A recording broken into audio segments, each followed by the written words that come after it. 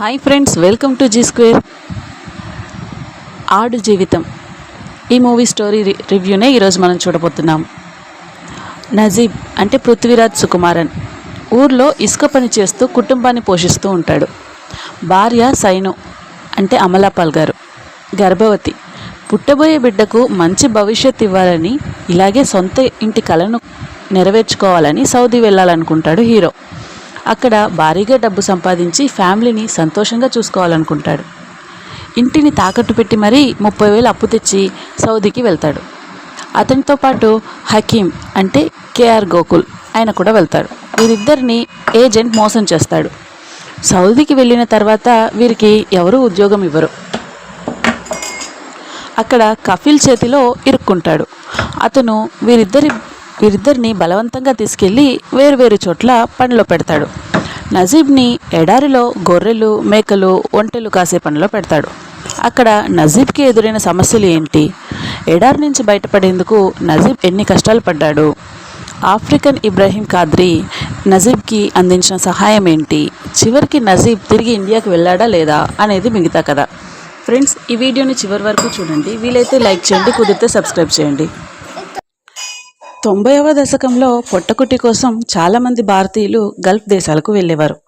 అక్కడి వెళ్తే బాగా డబ్బు సంపాదించుకోవచ్చని, దాంతో తమ కష్టాలన్నీ తీరుతాయని ఆశతో అప్పు తెచ్చి మరీ గల్ఫ్ దేశాలకు వెళ్ళేవారు.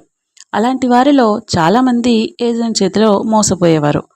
మంచి ఉద్యోగం ఇప్పిస్తామంటూ భారీగా డబ్బులు వసూలు చేసి అక్కడికి వెళ్ళిన వారి తర్వాత రెస్పాన్స్ అయ్యేవారే కాదు. మళ్ళీ తిరిగి ఇండియాకు వచ్చే స్తోమత లేక చాలామంది అక్కడ యాచకులుగా, గొర్రెలు, ఒంటెల కాపరిగా పనిచేసేవారు. కొంతమంది అయితే అక్కడే చనిపోయేవారు కూడా. అలా ఏజెంట్ చేతిలో మోసపోయిన ఓ వ్యక్తి కదే ది గోట్ లైఫ్. చదువు, అవగాహన లేకుండా ఏజెంట్ చేతిలో మోసపోయి దొంగ వీసాలపై గల్ఫ్ దేశాలకు వెళ్ళేవారి జీవితాలు ఎలా ఉంటాయి, అక్కడ వారి పడే కష్టాలేంటి అనేవి కళ్ళకు కట్టినట్లు చూపించారు దర్శకుడు బ్లెస్సీ. ఇది వాస్తవంగా జరిగిన కథ. 90వ దశకంలో కేరళకు చెందిన నజీబ్ అనే వ్యక్తి జీవనోపాధి కోసం గల్ఫ్ దేశాలకు వెళ్ళి చాలా కష్టాలు పడ్డాడు.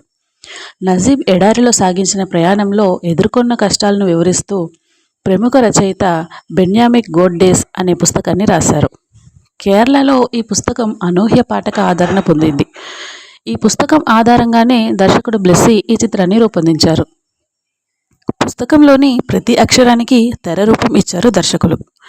సినిమా చూస్తున్నంతసేపు మనసులో ఏదో తెలియని బాధ కలుగుతుంది. ప్రధాన పాత్రకు ఎదురయ్యే సమస్యలు చూసి తట్టుకోలేం. అయ్యో ఇంకెంతసేపు ఈ వేదన అనే ఫీలింగ్ కలుగుతుంది. ఓ సాధారణ ప్రేక్షకుడు కోరుకునే ఎంటర్టైన్మెంట్ ఈ చిత్రంలో ఉండదు. కానీ హీరో పాత్రకు కనెక్ట్ అయితే మాత్రం సీట్లో నుంచి కదలరు. హీరో ఏజెంట్ చేతిలో మోసపోయి సౌదీలో బానిసగా మారే సీన్తో కథ ప్రారంభమవుతుంది. ఆ తర్వాత హీరో గతాన్ని, వర్తమానాన్ని చూపిస్తూ కథనాన్ని ముందుకు నడిపించారు. అద్భుతమైన స్క్రీన్ ప్లేతో కథనాన్ని ఆసక్తికరంగా మలిచారు. ఫస్ట్ హాఫ్లో కొన్ని సీన్లు ప్రేక్షకుల మనసును మెలిపెట్టేస్తుంది. ఎడారిలో నీళ్ల కోసం అతను పడే బాధను చూపిస్తూనే వెంటనే గతంలో నడి ఒడ్డున అతను ఎలా బతికాడనేది చూపించారు. ఈ రెండింటినీ పోలుస్తూ ప్రేక్షకులను ఎమోషనల్కు గురి చేస్తారు. గొర్రెల మందతో కలిసి హీరో నీళ్లు తాగే సీన్ పెట్టి గల్ఫ్ వెళ్ళిన తర్వాత అతని పరిస్థితి కూడా ఓ గొర్రెలాగే అయ్యిందని చెప్పే ప్రయత్నం చేశారు. అద్దంలో తన ముఖం తాను చూసుకొని హీరో పడే బాధను చూస్తుంటే మన గుండె బరువెక్కుతుంది. ఇలాంటి ఎమోషనల్ సీన్స్ ఫస్ట్ హాఫ్లో చాలానే ఉంటాయి. ద్వితీయార్థంలో కథ కాస్త సాగదీతగా అనిపిస్తుంది. ఎడారి నుంచి బయటపడేందుకు మరో ఇద్దరితో కలిసి హీరో చేసే ప్రయత్నాలు, ఈ క్రమంలో వారికి ఎదురైన కష్టాల నేపథ్యంలో సెకండ్ హాఫ్ సాగుతుంది. దర్శకుడు ప్రతి విషయాన్ని డీటెయిల్గా చెప్పే ప్రయత్నం చేశారు.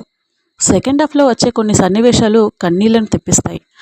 ముగింపు ఆకట్టుకుంటుంది. అయితే ఈ కథ అందరికీ నచ్చకపోవచ్చు, నిడివి కూడా ఇబ్బంది పెట్టొచ్చు. కానీ హీరో క్యారెక్టర్తో కనెక్ట్ అయ్యి చూసే వాళ్ళకి మాత్రం ది గోట్ లైఫ్ అద్భుతమైన సినిమా. ఈ సినిమాను ప్రధాన బలం పృథ్వీరాజ్ సుకుమారన్ నటన. నజీబ్ పాత్రలో ఆయన ఒదిగిపోయాడని చెప్పవచ్చు.